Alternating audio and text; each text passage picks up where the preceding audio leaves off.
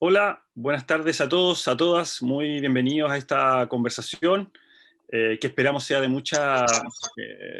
mucho provecho, digamos, para los ciudadanos de nuestra región, ¿no? Les cuento que estamos con algunos de los candidatos a la Asamblea Constituyente por el Distrito 16. ¿M? Los voy a saludar, digamos, nos vamos presentando para así empezar la conversación. Partamos por Katia. Katia,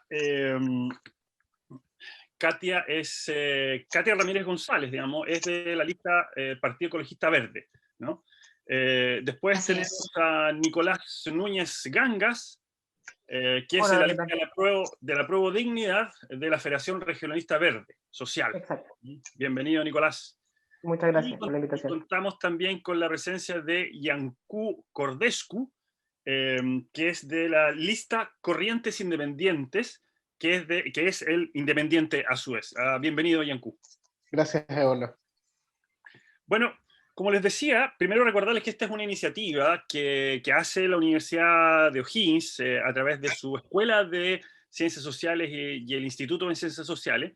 Y como les decía, el objetivo es abrir un debate para que los ciudadanos conozcan la mirada de quienes van a estar potencialmente representándolos en la Asamblea Constituyente o en la Convención Constitucional que se elige justo en un mes más. De hecho, deberíamos haber votado el domingo pasado, digamos, pero dadas las contingencias, Sí, unos días.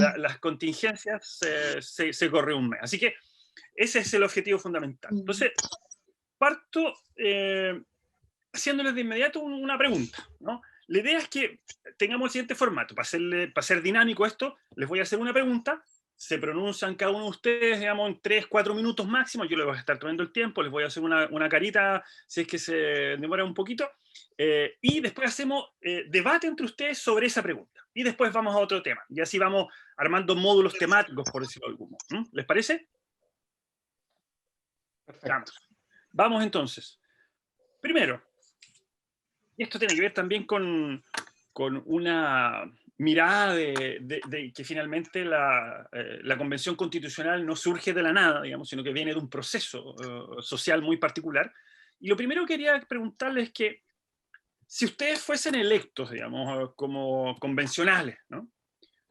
¿Cómo organizarían el funcionamiento de la convención? ¿No? ¿Qué características le daría?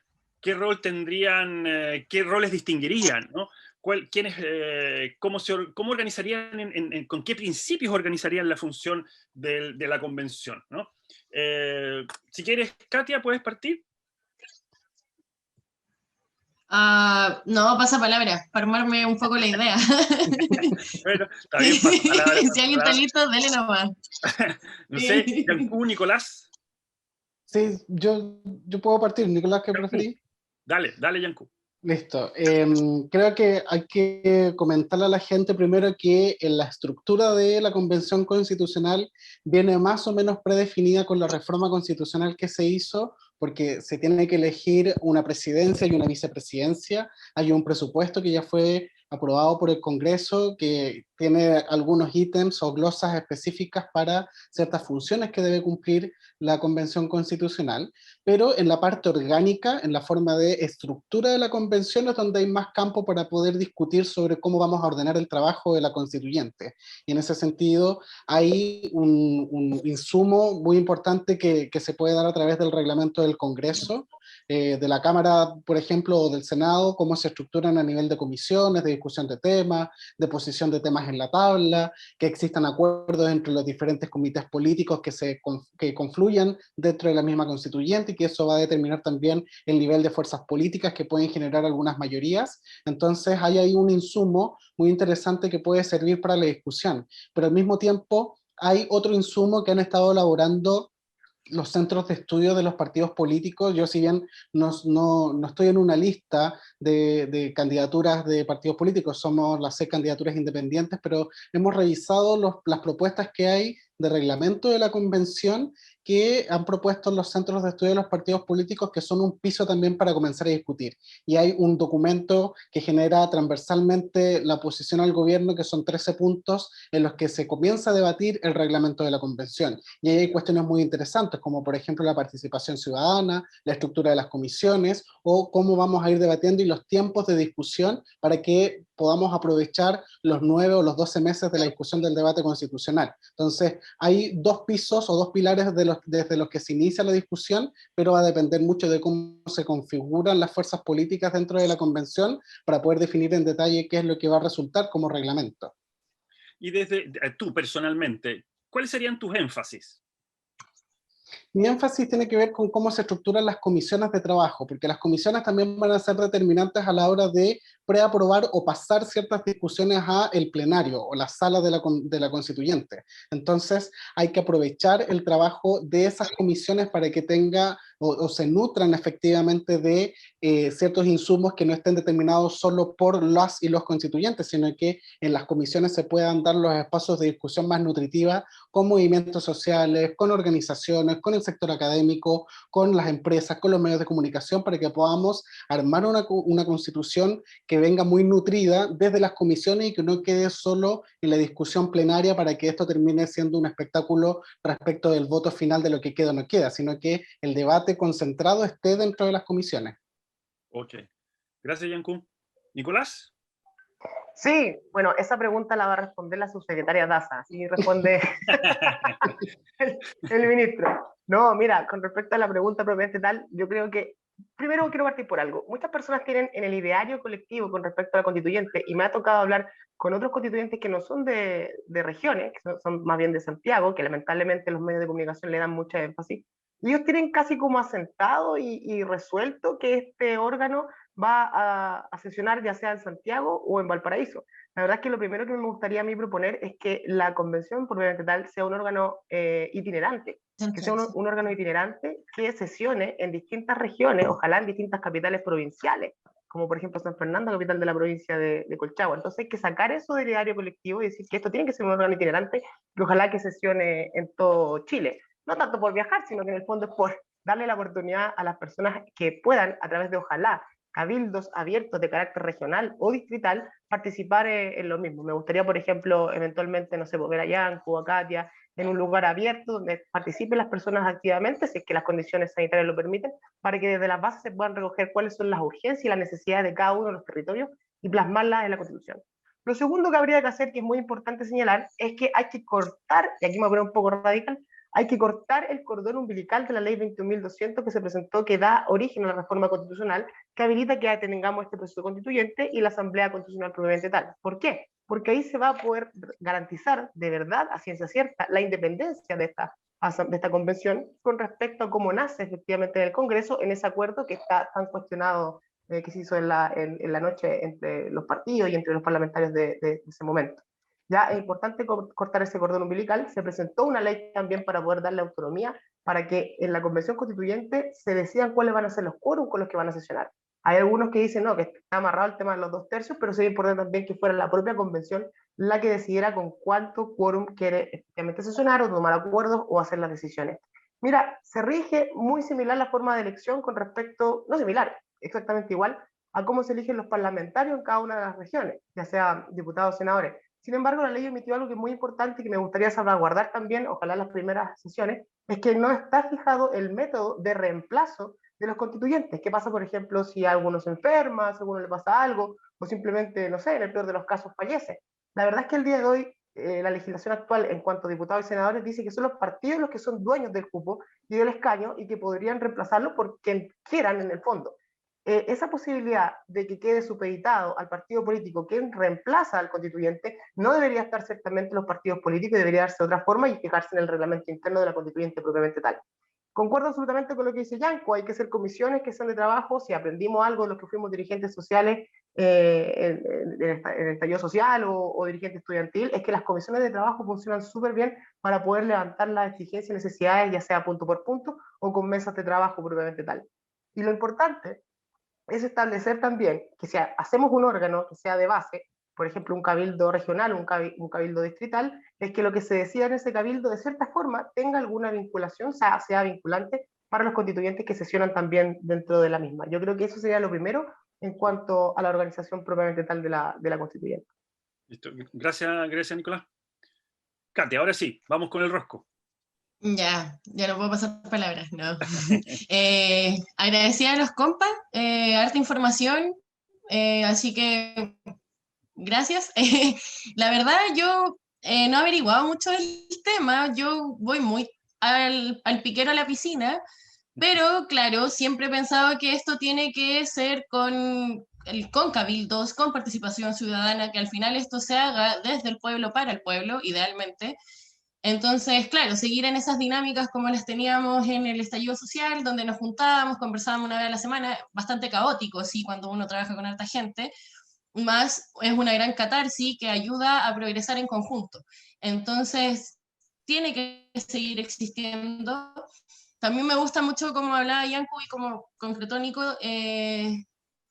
sobre las mesas de trabajo o por organizaciones como sectores y que después se presenten obviamente a toda la asamblea.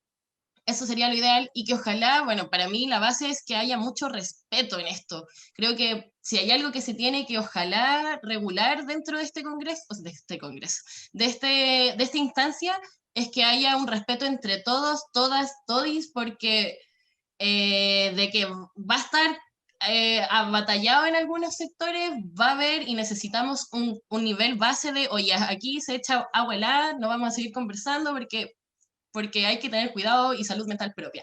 Eso creo que es muy importante, que ojalá haya alguien que fiscalice cómo estemos salud mental, porque de que va a ser un tema pesado y estamos contra el tiempo, quienes sean que vayan a quedar, su salud mental va a estar sumamente ahí dándolo todo. Muy desde una visión ya más humanitaria de que somos seres vivos, que estamos ahí en una situación de estrés tratando de construir un país mejor. Eso creo que podría decir yo. Super. Gracias, Katia. Ahí, para revolver un poco la sopa. ¿Qué tanto creen ustedes que ha habido continuidad entre el estado actual del debate constituyente, de cómo se armó este proceso constituyente y lo que fue el estallido social? ¿Qué tanta continuidad ha habido? ¿Han visto que hay ahí una continuidad? ¿Cuánto o no? ¿Hay mucha ruptura? ¿Es muy distinto? ¿Cómo lo ven? ¿Quién quiere partir? Apartamos al revés. Katia. Tengo una duda. ¿Con continuidad a qué te refieres? ¿Como que todo el proceso ha ido de la mano? Claro, como que si la misma, voy a ponerlo así, como el mismo espíritu de lo que había, digamos, en las manifestaciones. Tú lo decías, Katia, recién a propósito de las asambleas y los cabildos. ¿Qué tanto de ese espíritu del 18 de octubre, de la gente en los cabildos, ha estado presente en el diseño de lo que ustedes están postulando, que es la Convención Constitucional? ¿Quieres partir, Katia? Sí, ya no puedo pasar palabras, así que ya perdí el cupo. A ver, en la continuidad, pucha, yo creo que nada es lineal, siempre tiene mucha ciclicidad, así que no creo que siga con el mismo entusiasmo. Sí me gustaría que se retomara ese entusiasmo, que la gente esté igual de motivada cuando fue a votar el plebiscito, que necesitamos. De hecho, me ha pasado que en el caso de los constituyentes del Distrito 16 me han dicho, hoy no conozco a nadie. Y es como, pero hay tanta información, redes sociales, ¿cómo no conoce a nadie? ¿Por qué no está buscando a conocer a alguien? Entonces, creo que sí se ha perdido un poco esa continuidad que planteas, que me gustaría que ojalá se hubieran más puentes y la gente esté más informada y más activa, si al final, claro, los constituyentes están dando todo para poder llegar a ese punto, pero dependemos absolutamente del voto de cada ser que está acá. Entonces, como al menos yo lo veo así, que se necesita mucha más activación, como fue el estallido, y no olvidar de por qué estamos en este punto si fue gracias al estallido. Como es importante retomarlo. Súper. Ahora sí. Mira, si puedo seguir yo, ya que habló Yanko delante, si no le molesta. Yanko, ¿te enojáis? ¿Sí hablo? No. Tengo pura cara de serio, pero no soy tan serio. Está ahí como con el tuyo producido. Mira, En realidad, yo creo que las cosas, más que ser lineales, son más bien continuas. Yo creo que hay una continuidad. Yo creo que hay una continuidad de hecho-consecuencia, ¿ya? Estuvimos en una coyuntura histórica durante el estallido social, donde gente se salió a manifestar probablemente tal, y lo que hace propicio, en el fondo, que tengamos después la posibilidad de la reforma constitucional, que no la podíamos hacer antes, porque el artículo 15 de la Constitución era una especie de camisa de fuerza de Jaime Guzmán, que no dejaba cambiar la situación constitucional actual, y que al mismo tiempo teníamos el Tribunal Constitucional que actuaba como una especie de perro cancerbero protector del espíritu de Jaime Guzmán y de Pinochet, y que no hizo en el fondo nunca poder tener los foros necesarios para poder hacer la reforma como deberían haberse realizado. Y después con el proceso a puertas que tenemos ahora ya de elegir a los constituyentes. Y esto también es un continuo, porque después la forma en la que sesionemos, y ojalá, como dice Katia, que sea con respeto, con diálogo, ojalá tener la integración del diálogo de todos los sectores, del 80% de nosotros y del 20% de los que están de la otra vereda. En su 20% pueden decidir súper bien, pero el 80% de nosotros sí tiene que manifestar los que estuvimos por el apruebo probablemente tal. Cuando se hace el estallido social propiamente dicho, lo que sucede es que existía un status quo en Chile, ¿ya? Lo que Hegel denomina una tesis. Y cuando sale esta nueva fuerza que lucha contra esta tesis, se forma una antítesis. Y ahora estamos en el proceso de hacer la síntesis. Este proceso constituyente en la coyuntura histórica es ciertamente una síntesis de lo que se tiene que vivir después. Algo que toda la sociedad en un momento de la historia contemple y sienta que efectivamente es lo que queremos para todos. La legitimidad de la Constitución actual está absolutamente cuestionada, todos lo sabemos, pero tampoco podemos arrastrar los errores de la legitimidad de la actual Constitución a la nueva Constitución. ¿Con qué me refiero con esto? Vamos a tener que dialogar con la derecha, vamos a tener que... A mí me cuesta mucho hacer el ejercicio, tengo que reconocerlo, tengo que hacer un ejercicio para poder hacerlo, estoy yendo a terapia para eso.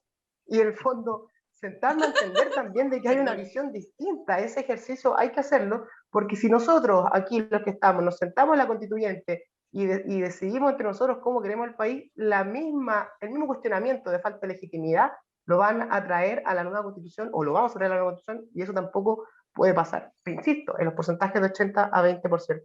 Lo otro y lo último, con respecto a la continuidad, es importante hacer un llamado a la ciudadanía, a la población, a la gente que se manifestó, a no soltar la calle, no soltar la calle. Cada punto, cada coma y cada articulado, cada letra de la nueva Constitución tiene que salir de las bases, tiene que salir de la calle, porque fue ahí donde se inició. Es un respeto y un deber que se debe tener a la forma histórica y legítima de cómo se inició este proceso constituyente, y eso jamás lo tenemos que olvidar.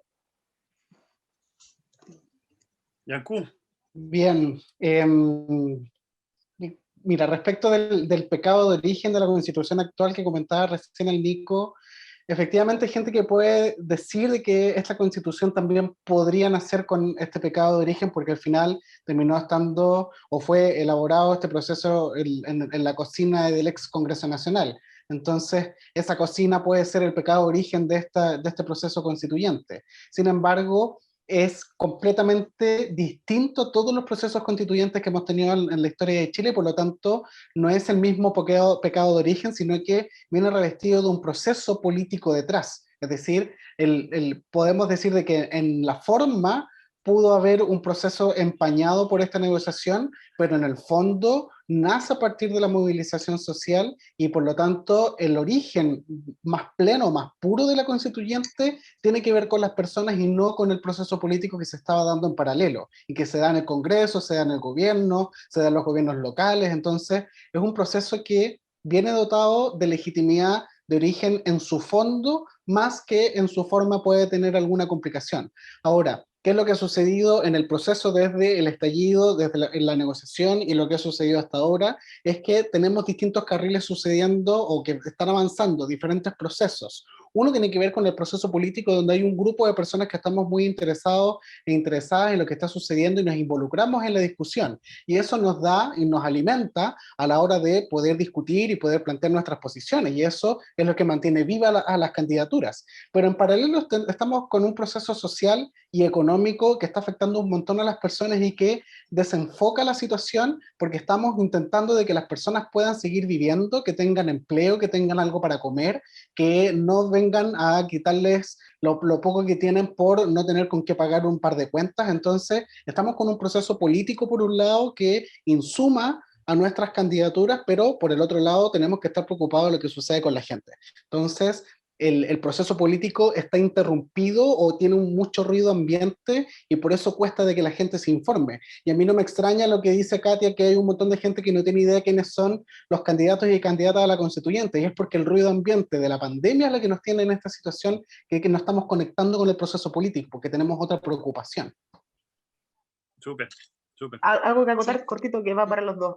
Al mismo Mira. tiempo, la información está directamente, la capacidad de poder transversalizar la información y que llegue a la mayor cantidad de personas, en este sistema actual neoliberal y capitalista, está supeditada a la cantidad de dinero que tienen los candidatos. Tenemos candidatos que le han puesto 50 millones de pesos, 47 millones de pesos, 30 millones de pesos, de las mismas mineras, de los mismos empresarios que siguen financiando los que pidieron leyes a la carta mucho tiempo. Entonces, para los candidatos independientes o los candidatos que venimos de partidos políticos que son chiquititos, se hace muy difícil poder llegar a todos esos sectores, a todas personas, sobre todo cuando tenéis candidatos que pueden pagar la cantidad de radio que quieran y poner las palomas que se les cante el quinto foro del párpado. ¿Me entiendes? Entonces, por eso Y tiene que tener haber hasta un bots ejercicio para de poder tener público. democratizar la información. Disculpen la interrupción. Sí, no, súper. Mira, ahí de hecho, ya ahí viene mi componente de profe de filosofía política, ¿no? Pero justamente cuando uno habla de opinión pública y de este concepto habermasiano de opinión pública, tiene que ver justamente con que haya cierta condición de igualdad en acceder a ese espacio de debate público. Y por eso es tan importante justamente el cómo se genera el reglamento de la constituyente, de cómo se vaya generando, voy a ponerlo así, de cómo ese momento de autoconvocatoria de los ciudadanos, digamos, durante varios meses en Chile, se logra instalar también institucionalmente. Yo creo que hay un tremendo desafío del cual ustedes son parte, digamos, y que tiene que ver justamente cómo darle a esa presencia permanente de los ciudadanos en la calle, en el debate, en las redes, de cómo eso lo trasladamos al espacio institucional de la convención. Yo creo que hay un tremendo desafío que es para todos, digamos, para los candidatos, para los que van a organizar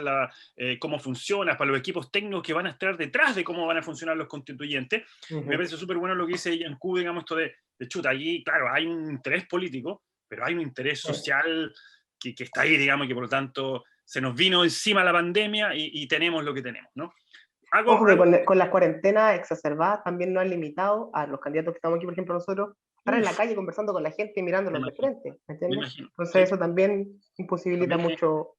Eso significa que el que tiene más acceso a medios pagados tiene más posibilidades, ¿no? En definitiva, claro, porque ustedes podrían estar haciendo, los candidatos que tienen el recurso podrían estar en la calle, digamos, de a pie, conversando, ¿no? No, sin duda, sin duda. Pasemos a otro tema. Vamos a ver si logramos ahí ir avanzando en algunos temas que pueden ser interesantes para los ciudadanos, ¿no? Bueno, ya que estamos en la Universidad O'Higgins como anfitrión, digamos, y en la región de O'Higgins, les pregunto, ¿qué estructura territorial debería tener o debería tener la Constitución? ¿Debería proponer algún tipo de estructura, federalismo unitario, Estado unitario? ¿Qué propuesta tienen al respecto ustedes? ¿Qué valor se le puede dar en la Constitución al componente territorial regional, ¿no? Vamos, Nico, tú te sí. Si quieres parte, Nicolás, sí, no hay problema. Sí, no hay problema. Uno de los ejes fundamentales que tenemos en nuestra candidatura y que viene también de la Federación Regionalista de Red Social, por algo uno adhiere a ciertos espacios, es la descentralización y la autonomía de los territorios, ¿ya? Es muy importante, por ejemplo, tenemos la elección de gobernadores regionales ahora. Imagínense lo que pasaría si salieran todos los gobernadores regionales o la mayoría de los gobernadores regionales de derecha. Lo estoy diciendo desde esta vereda. ¿Ya? Lo que pasaría es que habría un control sobre las regiones del mismo, porque si bien es cierto, la imagen del gobernador ahora vamos a ver que sea independiente, cargo que antes era designado a dedo por el Ejecutivo, es muy importante para la autonomía y el empoderamiento de los espacios y de los territorios. Hay un principio del derecho internacional que se llama la autonomía de los pueblos, y la autonomía de los pueblos tiene que ver con que cada uno de los sectores, los lugares y poblaciones se puede dar sus propias autonormativas, ¿ya? Es importante avanzar, por ejemplo, también en materia de autonomía tributaria regional. Hasta el día de hoy, todos los impuestos que se pagan, que pagamos desde las regiones, o impuestos que salen de nuestro vino, de nuestro cobre, de nuestra fruta, se juntan y se van a una arca en común en Santiago. Y es Santiago el que decide a dónde manda la plata, y muchas veces nuestros dineros de nuestros tributos, de nuestras cosas acá, se van a financiar estupideces como el Transantiago, que chupó tanta plata de las regiones. Entonces es importante que con ese dinero de autonomía tributaria tengamos la posibilidad de nosotros decidir según nuestras urgencias y necesidades cuáles son los hospitales que queremos construir, los colegios que queremos construir, los CEFAM, etcétera, etcétera. Hay que avanzar en autonomía regional de carácter tributario. Yo sé que a la gente no le gusta mucho eso, pero es muy, muy importante. Y al mismo tiempo, dar la posibilidad, entregar la posibilidad de que cada uno de los territorios se organice, y para eso hay que cambiar el modelo de Estado. Aquí esta idea no le gusta a muchas personas, pero yo sí la defiendo bastante porque creo que hay que correr el cerco en esta materia. A mí me gusta mucho la figura del Estado federal. No entiendo por qué en Chile, siendo un país que es unitario y centralista, tenemos un sistema de 2 cámaras que es propio más bien de los estados federados, como Argentina, o como Estados Unidos, u otro tipo de estados propiamente tal. Y eso haría muy, muy, muy bueno porque le daría autonomía propiamente tal a los territorios, aunque sin embargo creo que sí debería existir una sola cámara. Hay que sacar el Estado unitario, ya hay que descentralizar, y también es importante avanzar desde un sistema hoy día actual que es excesivamente presidencialista a un modelo que sea más bien semipresidencialista, o en mi caso lo que yo propongo derechamente, que sea un modelo de Estado parlamentario. Volver al parlamentarismo no de los años 20, sino que volver a hacer un parlamentarismo nuevo. Chile es un país maduro que se puede dar su propio parlamentarismo, porque reconozcamos que aún en esta situación uno de los órganos que es más representativo, con sus pros y con sus contras, sigue siendo el Congreso, más allá del presidente de la República, y hoy día tiene, en virtud del artículo 63 de la Constitución Política de la República, facultades que son exclusivas y extraordinarias, como por ejemplo poder vetar proyectos de ley y al mismo tiempo tener iniciativa exclusiva por parte del presidente de la República para ciertos proyectos de ley a través del mensaje presidencial. Y lo más importante también, que sean desde los territorios, desde cada una de las regiones, que podamos tener iniciativa popular de ley, que nazcan iniciativas populares de ley desde nuestros territorios por nuestras necesidades y por lo que nosotros queremos, que es una situación que no tenemos hoy día, sumado a ello a plebiscitos que sean de carácter vinculante para cada uno de los territorios. Súper. Katia, nuestro... Tengo una pregunta, Nico, o antes de que te vayas, ¿qué estudias? ¿Por qué es tu tesis? No, dijo mi tesis porque yo soy de la Federación Regionalista Verde Social, y dentro de los principios propiamente tal de aquella entidad está la descentralización, la autonomía de los territorios, el ecologismo, que también compartimos con el Partido Ecologista Verde, y otro más. Pero mi profesión, soy abogado, y comunicador social. Trabajo en radio también. Bacán, muchas gracias. Bueno, dale más. Yo estuve viviendo harto tiempo en el sur, en Valdivia.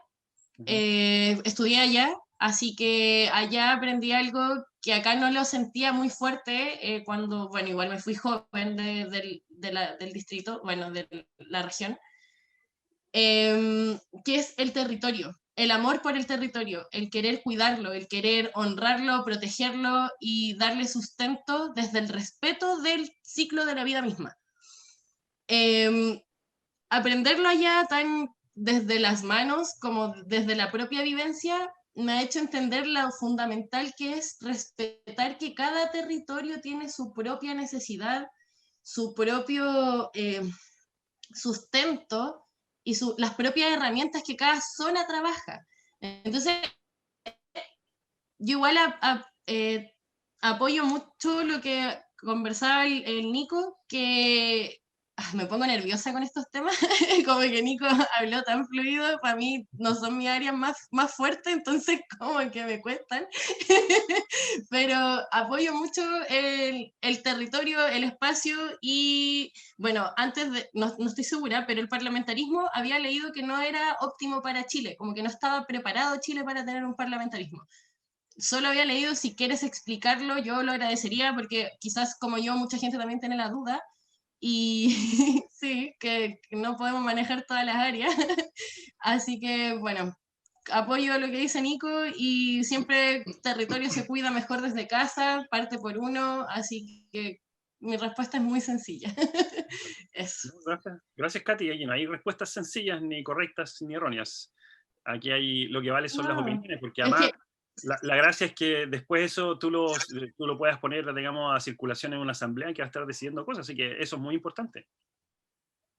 Sí, no, y igual siento que es necesario a veces, como, por ejemplo, lo comento, el peso de no tener tanto manejo en ciertas preguntas, como que igual me hace sentir como, debería quizás saber más de esta área, pero luego es como, yo del área en la que me estoy postulando estoy como sumamente firme, entonces ya tranquila, como escucha, Pero, así que Katia, mira, en todo caso, gracias por tampoco es bueno que, no sé, pues que la constituyente se llene de puros abogados o ingenieros, no, la idea es que haya gente social, gente que venga a las claro, bases, distintas miradas, entre más compleja y diversa sea la constituyente, es mejor para el país, así que más bien, diverso. se puede aportar desde muchos ámbitos. Así es, y ahí antes de darle el turno a Yanku, digamos, de nuevo me sale mi rol de filosofía política, y claro, todos tenemos la capacidad de juicio político, porque la política no requiere expertizaje, digamos, no es un conocimiento técnico. Cada uno de nosotros tenemos la posibilidad de saber hacia dónde queremos apuntar el desarrollo del país. Y con eso es lo fundamental para participar en política y obviamente en una convención constituyente, digamos. Así que en ese sentido, la gracia de esto es que también vayamos aprendiendo a escuchar al otro, recoger lo que los otros dicen, estar abiertos, digamos, y eso es parte de un aprendizaje democrático que va a ser muy rico en este proceso que se abre en un mes más, digamos. Así que eso por el lado, vamos, como más bien de la reflexión más de fondo, digamos, ¿no? Yanku, Gracias, Eolo. ¿Estado Yo unitario quiero, o federal? es que hay distintas cosas ahí, porque me parece importante comentarle a la gente de que existen distintas funciones. Hay una función política, una función administrativa, una función financiera, que debe ser considerada a la hora de estructurar el Estado. Entonces, en relación a esas tres funciones tan concentradas que son en estos tres pilares, pero que van acompañadas de un montón de definiciones más profundas que se debatirán probablemente en proyectos de ley, pero a la hora de pensar en la Constitución y cómo establecemos un modelo de Estado y un modelo de gobierno que sea funcional a los intereses del país y que sea funcional a los intereses de las personas, es cuando entramos a ver cuál es la distancia que hay entre la élite política y académica con la élite social. Y por eso me parece que es muy interesante y muy importante que candidaturas como la de Katia y la de muchas otras personas que son dirigentes o dirigentes sociales se incorporen al proceso político, porque las y los dirigentes sociales también tienen un montón de experiencia política, como decía Geolo, pero que vienen a transformar un poquito esta caja o esta estructura que está tan habituada dentro de la academia, pero que le cuesta conectar con la sensación o con las emociones de la gente. Entonces, si es que nos enfocásemos primeramente en qué es lo que la gente necesita, es muy difícil encontrar en la gente que te respondan, mira, yo quiero un Estado unitario, quiero un Estado federal, es muy difícil, pero al menos lo que necesitamos o lo que tendríamos que intentar hacer las candidaturas es intentar reflejar las cuestiones que son más del cotidiano de las personas y que podrían tener un impacto en el modelo que vamos a establecer en la Constitución. Y desde ahí que tiene mucho sentido esto que comenta Katy, que comenta Nicolás, de que las necesidades de las personas en los territorios tienen que tener un eco en la estructura política. Pero no necesariamente esto se va a dar por un Estado federal o por un Estado unitario, un Estado regionalizado, porque al final eso es la burocratización del sistema político y que en realidad le interesa a las personas que están involucradas en el sistema político. Al menos desde mi visión, debiésemos mantener un Estado unitario porque todavía necesitamos resolver cuestiones de desigualdad que necesitamos resolver unitariamente como país.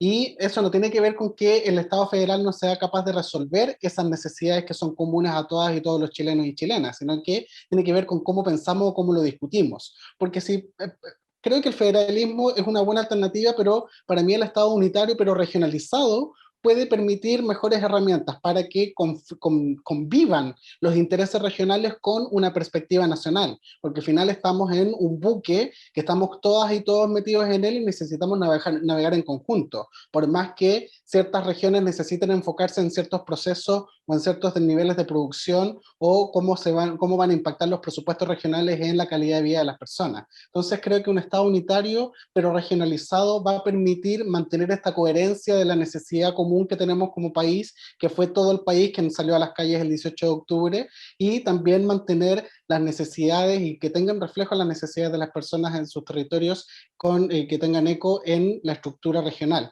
Y de ahí creo que, por ejemplo, los actuales gobernadores regionales no tienen las suficientes competencias y el Congreso se dedicó, hartos parlamentarios y parlamentarias se dedicaron a aportillar a la ley de competencia, transferencia de competencias, para evitar de que la figura del gobernador regional tenga efectivamente herramientas para poder profundizar este proceso de regionalización y que podría tender a la federalización. Pero actualmente lo que tenemos es un gomero, vamos a tener gobernadores regionales que van a ser gomeros dentro de la fauna me van a retar, pero bueno. Pero vamos a tener gomeros dentro de los gobiernos regionales, que igual van a estar amarrados, pero con harto también apoyo de consejeros y consejeras regionales, que vienen a aportar también al proceso que se tenga que dar en la región. De ahí que el federalismo es una buena alternativa, pero creo que para las necesidades actuales que tenemos como país, un Estado unitario pero regionalizado podría responder muchísimo mejor a ello. Comparto con Nico un Congreso unicameral, que las competencias sean más equilibradas entre la presidencia y el Congreso, y ahí también como para aprovechar de comentar sobre el tipo de gobierno, me parece que necesitamos un gobierno semipresidencial, porque no es para no hacerse cargo de la tradición constitucional de nuestro país y decir de que la presidencia en realidad es solo también un gomer que vamos a tener en medio de la constituyente también, sino que es para poder también dotar de ciertos equilibrios políticos, porque el nivel de caos que podríamos tener a nivel político con un Congreso muy fracturado o fraccionado puede necesitar también de ciertos contrapesos que se pueden dar a través de un presidente, y que un primer ministro o primera ministra con su gabinete puedan también ordenar un poquito la casa para que tenga viabilidad un proyecto político de 4 años o 5 años, 8 años, como se pretende establecer en la Constitución. Entonces, creo que el parlamentarismo igual es una buena alternativa, pero un gobierno semipresidencial puede ayudar a equilibrar un poquito el caos político que tenemos actualmente. Oye, Sí. y ahí... Avanzar en la ley de rentas regionales también, para que el gobernador no sea un Sí, gomero.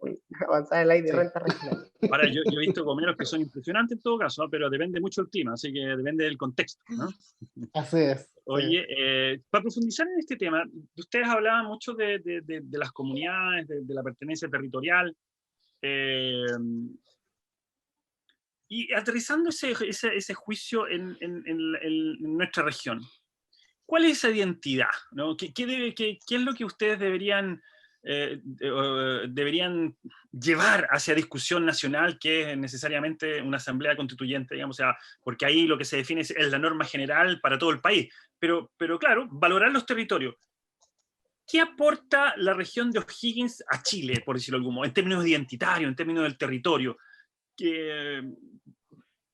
¿Cuál es el componente, de ponerlo así, ya me puse filosófico, el componente universal que hay, digamos, en el territorio de la sexta región, digamos, ¿no? ¿Quién quiere tirarse a la piscina? Me puse reflexivo, debo decirlo. Sí, sí. ¿Nicolás? Bueno, no hay problema. Mira, cuando hablamos de identidad propietaria de la región de Higgins, primero hay que hacerlo como de lo micro a lo macro, ¿ya? Entonces podríamos ir viendo la identidad de cada una de las comunas que hay en el distrito 16 o a nivel regional. Pero me llama mucho la atención que cuando hablamos de identidad, buena parte o un factor importante, una sección importante de la derecha defiende ciertas cosas como identidad, y no son identidad. Muchos candidatos de la lista de la otra vereda lo que hacen es defender, por ejemplo, el rodeo. Si nosotros hacemos una encuesta, probablemente tal, en cada una de las comunas, en los territorios, de quién apoya y no apoya el rodeo, hay muchas personas que te van a decir que no son. Me atrevería a decir que sería la mayoría las que no dirían que eso es una propiedad identitaria probablemente tal de la región. Y puede con esto esté ganándome el repudio y el rechazo de todos los del rechazo, para la redundancia. Pero sin embargo, es importante reivindicar otras situaciones. El rodeo, yo no conozco ninguna persona de campo, sector rural, que nosotros reivindicamos mucho, que pueda tener la posibilidad de comprarse un caballo corralero. Mi abuelo es del campo, yo crecí en buena parte del campo de Santa Cruz, en Rincón de Yaquil, y agarrar a porrazo o un vacuno en realidad es porque tienes que tener mucha plata para poder hacerlo, al mismo tiempo que tienes cero sentido de la protección animal, y avanzar en esta constitución para el reconocimiento de seres vivos, no humanos, vivientes y sintientes, y dejen de ser cosas como lo define hoy día el Código Civil, que son bienes muebles y movientes. Eso con respecto a ese tema en particular. Por otro lado, en la identidad, tenemos nosotros acá en Puente Negro, en el sector del llano, en el sector precordillerano de San Fernando, la fiesta del arriero. La cultura del arriero propiamente tal es una de las actividades que son patrimonio cultural de Chile, que es la actividad de llevar noblemente a todo tu ganado a pastar a ciertos sectores y después devolverle. Una actividad súper bonita, muy linda, y que se grafica también en la forma en cómo ellos cocinan el cordero, por ejemplo, hacen el pan en un cuero de cabra, de oveja, son cosas identitarias culturales. Se hace la fiesta del arriero todos los años acá en San Fernando y cada vez tiene más adeptos, y ahí tienes algo que es efectivamente cultural. Si tú vas, por ejemplo, al secano costero, también vas a tener otras tradiciones. Si te vas, por ejemplo, a la zona de Santa Cruz, recuerdo mucho cuando niño una trilla a yegua suelta, cuando tú tomas el trigo, lo levantas, pasa el viento y separa la paja de los granos, probablemente tal, es algo hermoso incluso. Cuando me tocó participar cuando niño también en las fiestas que se hacen con la esquila, tomar y laciar a un cordero, darlo vuelta y esquilar un cordero, y se hace toda una fiesta y se hace toda una convivencia familiar y de amistad en torno a esas actividades. Por lo tanto, primero hay que desurbanizar lo que consideramos como identidad, y hay que irnos más bien a los sectores que son rurales, a los sectores que son de campo, y reivindicar esas situaciones. Aún tenemos personas, sobre todo mayores, porque creo yo que en mi generación hacia más abajo no existe esto, que cuando le dicen a alguien, oye, tú eres súper guaso, sobre todo a alguien de Santiago, se siente mal, se siente incómodo. En circunstancias que debería ser una posibilidad de reivindicar dichas costumbres, dicha identidad. Me tocó, por ejemplo, estar en España en el 2008, en Galicia. Galicia tiene Galiza Rebelde, autonomía de los pueblos, tiene un sentido identitario muy, muy grande, habla su propio idioma, galego, con un acento que es muy bonito. Acá cuando vemos una persona que tiene un acento distinto, un acento rural, como muchos de mis familiares, lo que hacen es que se burlan y se ríen de ellos, en circunstancias que debería defenderse la forma que tenemos de hablar, que es tan particular en nuestros sectores. Entonces, primero, avanzar en reconocimiento y en identidad, y al mismo tiempo dar las oportunidades de lo urbano y lo rural, hacer esta conexión y reivindicarlo todo en conjunto. Y dejar de pensar que ciertas actividades de la elite son lo que son identidad, porque no lo son. Correcto. Katia. Qué buena pregunta. Yo creo que, honestamente, así como muy personal, no tenemos una identidad en la región. Siento que fue extraída como con todo lo que se llevó, y es una zona de absolutamente sacrificio en la que se ha visto erradicado todo lo que pudo haber sido nuestras raíces, por ejemplo.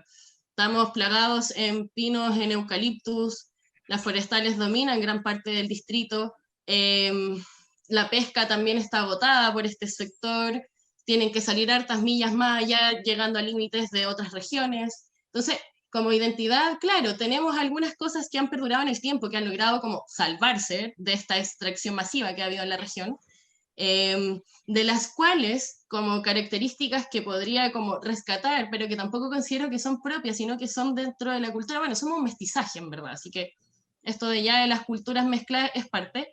Podría rescatar, no sé, el surf, acá en la ciudad del surf, vivo acá mirando Punta Lobo, y aún así no es una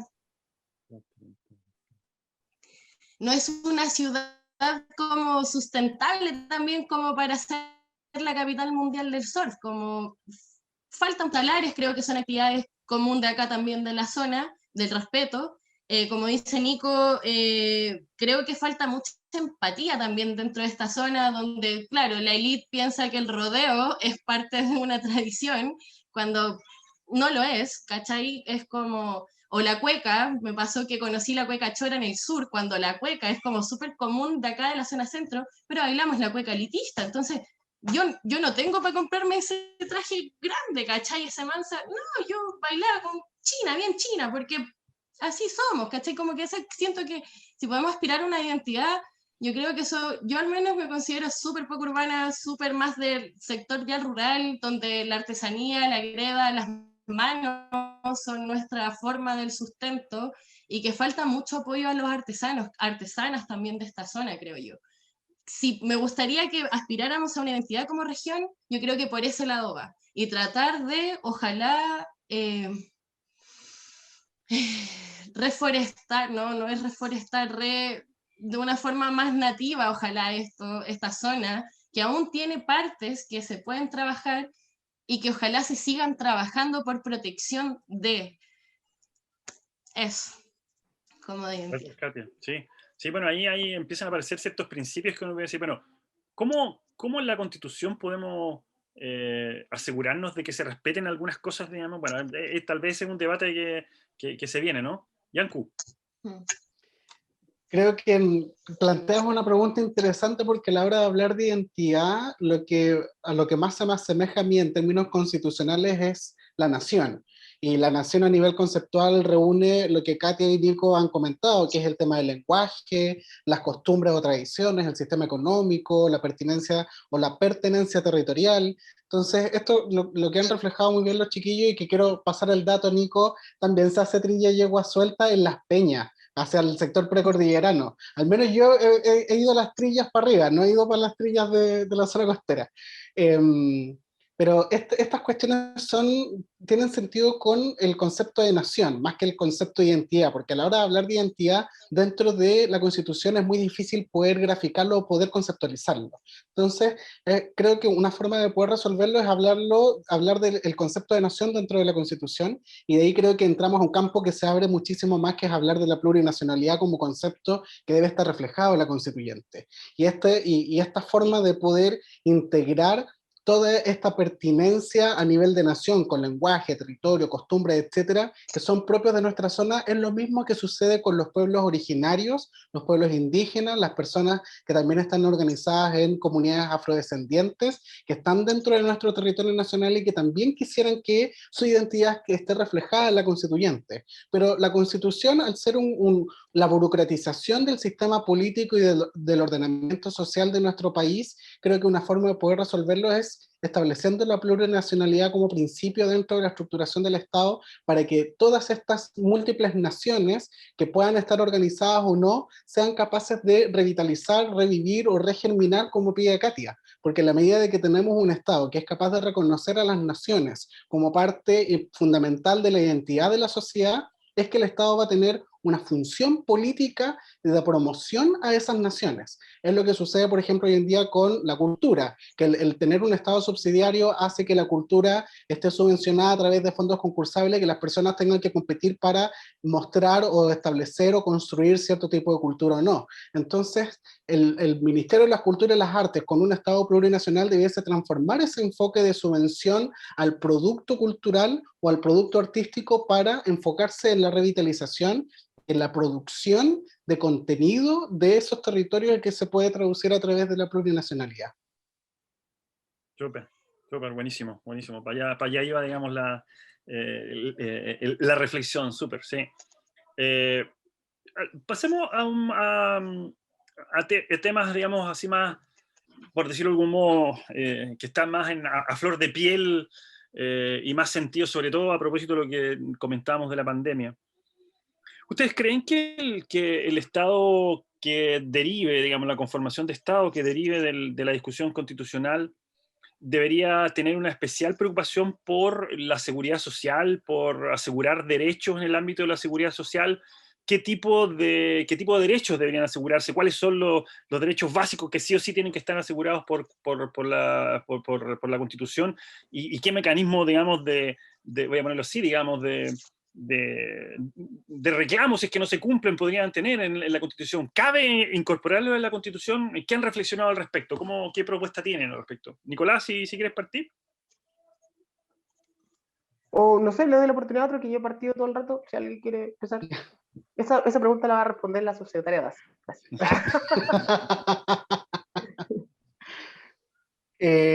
Yo puedo partir si les parece. Para mí, Sí.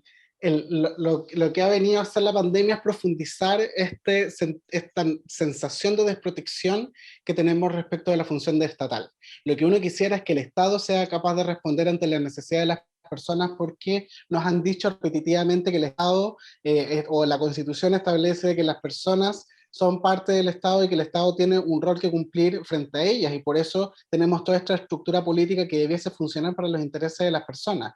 Pero hoy, en medio de esta pandemia, se ha visto que en realidad el Estado no es capaz de responder a las necesidades de las personas, porque el Estado no conoce a las personas, no conoce la realidad de las personas, y lo hace a través de la ficha de protección social, te arman indicadores, pero a la hora de venir una crisis social, sanitaria y económica como la que tenemos actualmente, nos damos cuenta de que el Estado no está cumpliendo la función que debiese cumplir, y a la hora de hacerse cargo de las necesidades de las personas no tiene cómo responder, porque está pensando constantemente. El Estado tiene casi que vida propia con las personas que habitan el Estado, y esa vida propia induce o tiende a que esas personas estén pensando en el impacto económico, en la productividad, en qué es lo que va a suceder con el desplazamiento de las personas, y por eso las medidas que se han adoptado hasta el momento responden a ello y no a las necesidades de las personas, de la familia. Y aunque la Constitución actual diga que la familia es el núcleo fundamental de la sociedad, realmente tampoco es que le presta atención a las familias, porque estos indicadores no reflejan realmente las necesidades de las personas.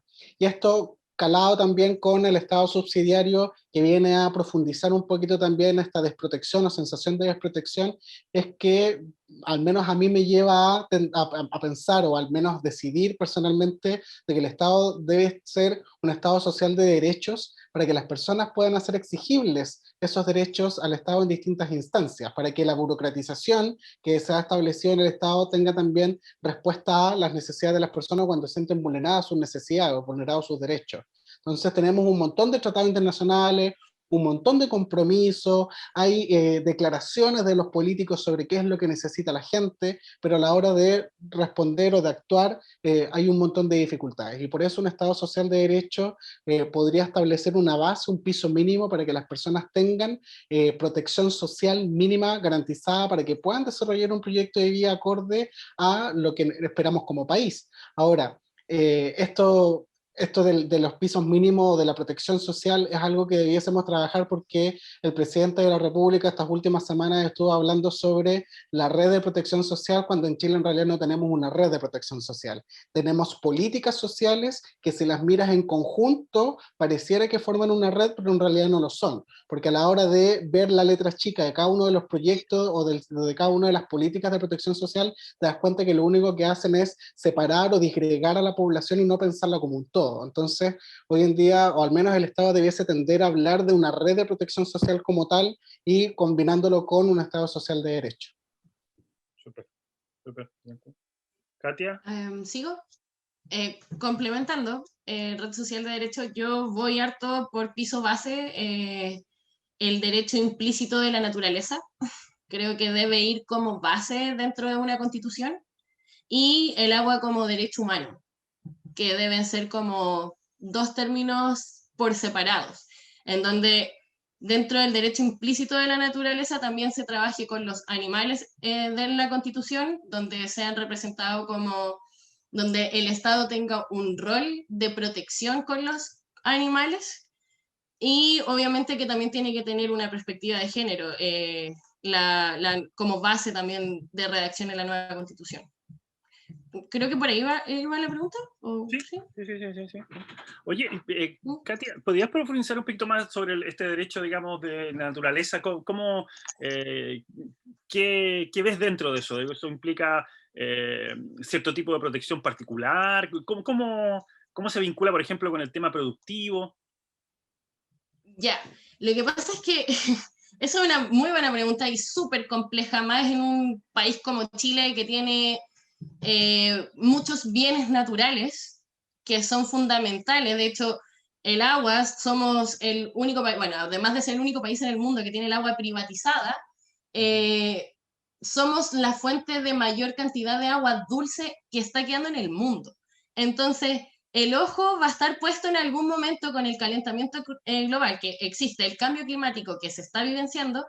En algún momento van a estar los ojos muy puestos sobre Chile, que ya está pasando, y no puede ser que nuestras aguas, las aguas que estén quedando, estén siendo invadidas y destrozadas por mineras que quizás no son tan necesarias para los siguientes años. Siento que Chile no tiene, bueno, en la constitución actual, la naturaleza se habla como vivir, el derecho de vivir en un espacio no contaminado, que no está pasando. Tenemos zonas de sacrificios brutales donde ya se está enfermando la gente por las malas condiciones ambientales. Entonces, al poner como un derecho implícito de la naturaleza, no estaríamos viendo la naturaleza como un recurso donde seguimos viéndonos como lo más importante del ecosistema, sino que trabajaríamos como bioecosistemas, y nos sumaríamos como parte de esa red.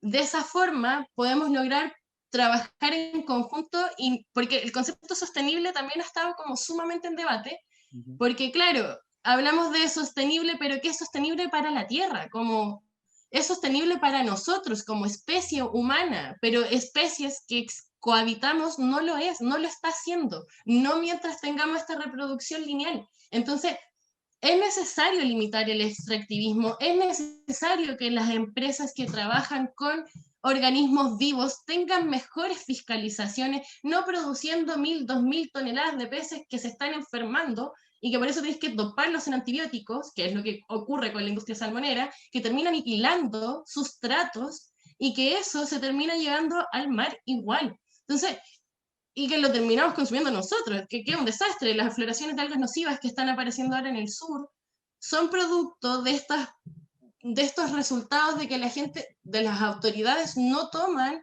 los consejos que se le está dando desde la academia, bueno, no desde la academia, como de los estudios de gente que sabe del tema, y hacen lo que quieren. ¿Por qué? Porque la Constitución no abarca esta protección real. Soy dispersa para hablar, pero lo importante es que, y bueno, el derecho humano, o sea, el agua como derecho humano, también creo que es obvio y lógico. No, o sea, a mí me duele el corazón que tenga que pagar por 3.000 litros de agua 20 lucas, que no alcanzan ni a durar ni el mes, camiones que vienen a llenar todo el día, cuando el agua puede llegar perfectamente hasta Pichilemu, donde se pierde. Entonces, creo que es sumamente necesario volverlo algo vital, partiendo desde los glaciares, partiendo desde lo vital, desde más arriba hasta la cuenca hidrográfica, hasta los ríos, hasta las escorrentías y llegando acá. O sea, en conclusión, también hay que trabajar el código de aguas, reconstruirlo, rearmarlo, y tiene que ser un pilar de la Constitución. Eso. Nicolás. Sí, mira, estaba escuchando atentamente. Tú en el enunciado de tu pregunta hablaste de seguridad social. Es importante avanzar en seguridad social. Hoy día está regulado en el artículo 19, número 18 de la Constitución, solamente enunciado, y en el fondo lo que hace es que delega en el decreto ley 3.500 la posibilidad de que se regule la AFP y que vean otros fondos provisionales. Dejemos de hablar de AFP y avancemos en seguridad social, con carácter universal, con carácter igualitario y con un pilar fundamental que sea solidario.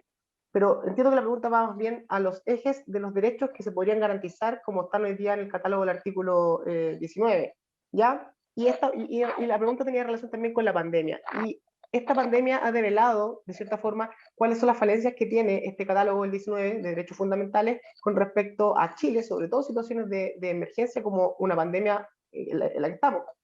Tenemos que avanzar y hay que proteger en la Constitución nueva el derecho a la soberanía alimentaria. Y esto se ha dejado ver en las ollas comunes. Dependemos mucho de arriba hacia abajo, donde adquirimos los productos de consumo. Y Chile no tiene soberanía alimentaria para poder decir, mira, esto es lo que tenemos garantizado previamente tal. Que tener, por ejemplo, en la Constitución garantizado el acceso a una alimentación de carácter nutricional, universal, para todo el mundo. Eso tampoco está contemplado en la actual Constitución. Y esta pandemia también ha develado el problema que tenemos. O sea, le he puesto más énfasis, sobre todo en materia de hacinamiento. Hoy día veía la cifra el otro día, creo que ha aumentado un 70%, o son 70.000 las personas, familias que viven hacinadas en este sentido, y hoy día la Constitución ni siquiera tiene garantizado, ni siquiera según, ni siquiera nombra el derecho a la vivienda propiamente tal. Y lo más importante encuentro yo, protección de derechos humanos, sí o sí tiene que estar, y derecho humano entendido el agua, el medio ambiente, como pilar fundamental y como eje dentro de la nueva Constitución. ¿Por qué? Tenemos que asegurar y garantizar los derechos también de la madre tierra. Mira lo revolucionario que suena esto, que la madre tierra tenga derechos y sea considerada un sujeto de derecho como ser viviente y ser vivo, que es. Eso no lo tenemos hoy día. El derecho de un río, por ejemplo, a llegar también y a desembocar en el mar. Hoy día tenemos en la Constitución el agua privatizada, artículo 19, número 24, inciso final, entregada a perpetuidad a los privados, lamentablemente, en circunstancias que la lógica es la lluvia cae del cielo, debería ser efectivamente para todos, pero hoy día no se encuentra regulado. Pero al mismo tiempo entiendo la pregunta a lo que tú ibas, ¿cómo complementamos el hecho de que van a haber empresas que necesitan agua para su producción? Y tenemos también la protección del medio ambiente. El problema que se nos daba con la hidroeléctrica, cuando avanzamos, por ejemplo, en materia de energía que era a base de plantas de carbón, y avanzamos a la hidroeléctrica, se nos dio también la problemática de carácter ambiental. Hay que avanzar en modelos que no sean extractivistas y avanzar en modelos de economía que sean de carácter circular. Es muy importante eso, ¿ya? Se puede primero garantizar el agua a la pequeña agricultura campesina y familiar, y también para la producción. Si nadie aquí dice que nosotros vamos a ir a andar expropiando a las empresas de la gente para poder producir, pero sí tiene que haber un respeto irrestricto al medio ambiente. En Lolol, por ejemplo, hoy en día tenemos empresas que llegan y lo que hacen es que destruyen nuestro bosque nativo, nuestro bosque esclerófilo, que sirve como una especie de esponja para tomar el agua y redireccionarla a las napas subterráneas, y llegan empresas y te cortan todo el bosque esclerófilo y te llenan de paltos, secando las napas subterráneas. Lo mismo que decía Katia con respecto al monocultivo. Acá tenemos en la precordillera todo plantado con pino y eucalipto, que también lo que hacen es acidificar el suelo. Nada crece en el suelo donde se plantó un pino, después que se plantó un pino, y tampoco existen políticas que sean de reforestación propiamente tal. La ley 19.300, que es la que regula la declaración de impacto ambiental y los estudios de impacto ambiental, lo único que hacen en el fondo es ponerle un catálogo de requisitos a la empresa, y cumpliendo dicho catálogo pueden hacer las acciones que quieran y en el fondo mermar el medio ambiente que es de todos. Por lo tanto, si no protegemos el contexto en el cual se desarrolla la vida humana y la vida no humana, difícilmente podemos proteger o garantizar otros derechos que están vinculados a la misma. Antes de hablar, por ejemplo, de libertad de expresión, libertad de comunicación, libertad de culto, libertad de creencia, tenemos que tener un contexto protegido, en este caso el medio ambiente, mal llamado medio ambiente, para que se desarrolle la vida humana propiamente tal y pueda garantizar el resto de los derechos. Eso. Ok, oye, ya tenemos que entrar al cierre. La pregunta de cierre es como los programas de televisión, el minuto disponible. No, les hago la pregunta específica. Si ustedes salen electos, ¿no? ¿Cuál sería el proyecto, el artículo de la Constitución que quieren dejarlo así como para la historia? O sea, yo voy a la Constitución, a la Constituyente, porque quiero dejar este legado en mi participación. ¿Cuál sería ese? ¿No? ¿Quién quiere partir? Fácil, ya. No, Yanku, para dale. mí... A ver, dale. Ay, Katia. Yanku, no, dale. Dale, Katia, Dale, dale. Katia, dale. No, yo nacida y criada para proteger el agua, así que yo, si llego a quedar, voy sí o sí abanderada por el agua como derecho humano y protección ya del extractivismo y de todo el agua, así como el mar, la mar se tiene que proteger desde la cuenca, desde los glaciares. Esa para mí es como la ruta fundamental en la que yo podría aportar con todo mi conocimiento, que desde muy chica estoy ahí. Creo que ese es como mi pilar. Súper. Bueno, y el ecofeminismo, que esperaba que fuera tocado, pero bueno, me tocó con puros hombres, así que nada. Sí. Está bien. Dale, Yanku, ¿cuál sería tu proyecto insigne? Mira, es súper difícil escoger uno, porque igual al menos en mi lista lo que hicimos fue tener un programa común. Y las 6 candidaturas confluimos en un programa común y por eso somos una lista de solo candidaturas independientes que establecieron como principios que debiesen estar en la Constitución y recogemos mucho de lo que ha planteado Katia, también de lo que ha planteado Nico y lo establecemos en nuestro programa. Pero al menos a mí, personalmente, que vengo del mundo también igual de la estructura también, por mi formación como técnico jurídico y administrador público, a mí me interesa cómo va a quedar dentro de la Constitución la función del Estado, o cómo va a operar el Estado. Y ahí es que a mí me interesa muchísimo que se establezca dentro de las bases de la institucionalidad que el Estado va a funcionar con características que han sido estudiadas, que están implementadas como en España, por ejemplo, que es el gobierno abierto. Y el gobierno abierto como principio para que se generen o se abran ciertos mecanismos que permitan de que el Estado sea más transparente, que sea innovador o que genere innovación dentro de la estructura estatal, que incluya la participación ciudadana a través, por ejemplo, de la iniciativa popular de ley que plantea Nicolás, con la que estoy completamente de acuerdo, pero que para mí debiese tener iniciativa en todos los niveles del Estado, a nivel municipal, regional y a nivel nacional, que tenga otros mecanismos también de rendición de cuentas, que hoy en día la rendición de cuentas del presidente no sea a través de un discurso ante la nación en el Congreso Pleno, donde solamente da cuenta de unas pocas cosas que ha hecho, pero al final termina siendo un discurso para validar el proyecto político del año siguiente, o de la carrera presidencial siguiente. Entonces creo que el sistema de rendición de cuentas hoy en día de las instituciones del Estado también tiene que venir nutrida con cuáles han sido las características o los criterios para tomar decisiones, y que esa sea una forma de involucrar a las personas dentro del sistema político para que no sea solo una democracia representativa, sino que sea una democracia mucho más participativa y democracia más directa. Por ahí me iría yo, al menos en un artículo que establezca el principio de gobierno abierto en el Estado. Súper, gracias, Yanku. Nicolás. Sí, mira, yo de verdad me quedé pensando lo que dijo Katia con respecto al ecofeminismo. Yo pensé que lo iba a tocar Katia o se lo iban a preguntar de cierta forma. Lo que quiero hacer es darle la oportunidad en estas palabras finales, más allá del cierre, que Katia pueda explicarlo y pueda hablar de eso. Sería más importante para mí que utilizar las palabras al cierre. O sea, es que cuando cuando me llegó los correos, igual había como ciertos fines que se podían conversar más, po. Entonces, claro, es como la base de la estructura de lo que conversamos hoy día, pero yo igual me había preparado como para otra área, o que es como lo que yo más manejo. El área, pucha, para mí el feminismo y la ecología van sumamente de la mano, o sea, las mujeres, bueno, no quiero excluir a las disidencias, pero bueno, al tener fuerza uterina, tenemos el ciclo de la vida mismo mes a mes, entonces podemos comprender la ciclicidad de la Tierra y los respetos que se tienen que tener de pausas, de momentos como jugar con la luna, entender cuándo se siembra, cuándo se cosecha, cuándo se desmaleza, como estamos tan vinculadas que siento que también es un gran aporte para reconstruir una sociedad que viene golpeada muy fuerte por el signo peso y el número, en donde quienes sentíamos, cómo nos desarrollamos como individuos pasó a ser más que un número y quitarle sumamente importancia.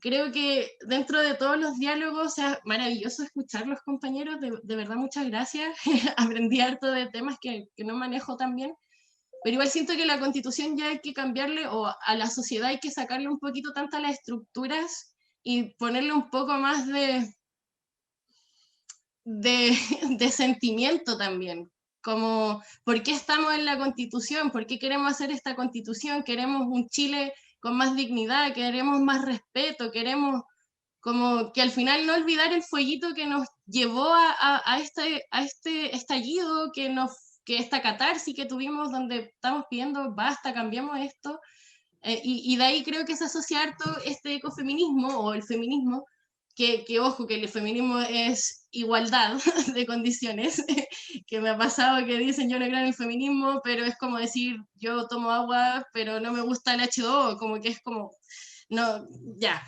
Eh, entonces, creo que tenemos que ir por una sociedad más igualitaria. Sí estamos en un periodo de que se está demostrando mucho la desigualdad y es parte de un proceso de cambio donde se tienen que mostrar los quiebres, donde se tienen que mostrar los choques que hay para poder construir en base a esas estructuras que ya cayeron y volver a construir.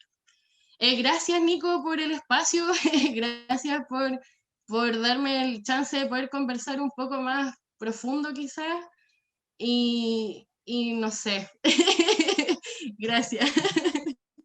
No, Oye, gracias a ti. bueno, Yo no lo hablé porque en realidad esos temas no nos corresponden a los hombres hablarlo, entonces por eso no lo toqué. oye, No pues se estamos ahí censure, compañero, no se censure, que el feminismo es también práctica política y hay que adoptarla también. Desde las No la disidencias, al menos yo censura. lo hablo, porque las disidencias nos involucramos con el proceso feminista para poder Sí. incorporarlo como práctica política. Entonces, no hay que pensar de que no estén mal los hombres también. muy Por Sí, bien, eso de yo hecho no, tienen un yo, rol me parece. importantísimo los hombres de cuestionarse cómo apoyamos al movimiento feminista LGBTQ+, cómo dejo de ser un hombre, estoy traduciéndome muchos conceptos para salir públicamente, y cómo dejo de ser como tan patriarcal y como apoyo, porque eso es lo importante, como entrar a ese cuestionamiento bien adentro y decir como ya, me burlé de las cabras, me burlé de las disidencias, ya, ahora qué hago con mi existencia para poder aportar como mi rol social como hombre, género masculino, a que haya este balance que todos queremos, pues si al final la idea es que sí. rememos para el mismo lado. Pues. Sí, yo entiendo lo que dice Yanku, pero de todas formas, como acá hay una mujer feminista y hay un disidente sexual, consideraba yo que a las personas que les correspondía prometer hablar de eso eran de ustedes, porque no hay que tomarse esos espacios. ¿Me entiendes? Por eso me dijiste durante, cuando sale el tema del territorio, dale, Nico, ¿me entendí? Entonces también se agradece. Oye, les agradezco yo a ustedes, digamos, por esta fluidez del diálogo, ¿no? Que es lo interesante. Ojalá sea un holograma de lo que va a pasar en la constituyente a nivel nacional y que en definitiva sea un espacio, por decirlo de algún modo, donde podamos construir un nosotros común. Si a mí hay algo que me parece potente de lo que nos está pasando como país en estos últimos años, es que justamente desde la rabia, desde la disidencia explícita, pero también desde el diálogo, estamos siendo capaces de construir un espacio común en donde ya no nos parece que lo correcto sea lo que habla la élite, sino que lo correcto es lo que concordamos como colectivo. Y tal vez justamente lo que nos faltó durante muchísimo tiempo en este país, y que tiene que ver con nuestra matriz decimonónica de construcción del Estado, con la noche portaliana y muchas cosas, tiene que ver justamente con que esos espacios de encuentro, de diálogo, del cara a cara, de decirse las cosas, y de ahí salir adelante con algo común, es lo que no teníamos. Y a mí me parece que esta asamblea constituyente o esta convención constitucional debería ser lo más parecido a ese espacio, digamos, de encuentro, y por qué no decirlo, también de desencuentros, pero que sean productivos en términos de ponernos de acuerdo en un futuro deseado común, ¿no? Yo les agradezco mucho en ese sentido el espacio de diálogo, la posibilidad de ponerse, digamos, de mostrarse primero, de comprometerse. Yo creo que ese es un primer ejercicio súper potente que nos está pasando, que es atreverse a estar en este espacio, digamos, ¿no? Porque antes eran como espacios reservados, que eran algunos los que hacían. Hoy día acá estamos, ¿no? Y eso es súper importante. Y es súper importante para la Universidad O'Higgins, digamos, como un proyecto que está recién instalando en la región, que tiene poquitos años, ser parte de ese proceso también en la región. Así que les agradezco muchísimo el espíritu que hubo detrás de la conversación.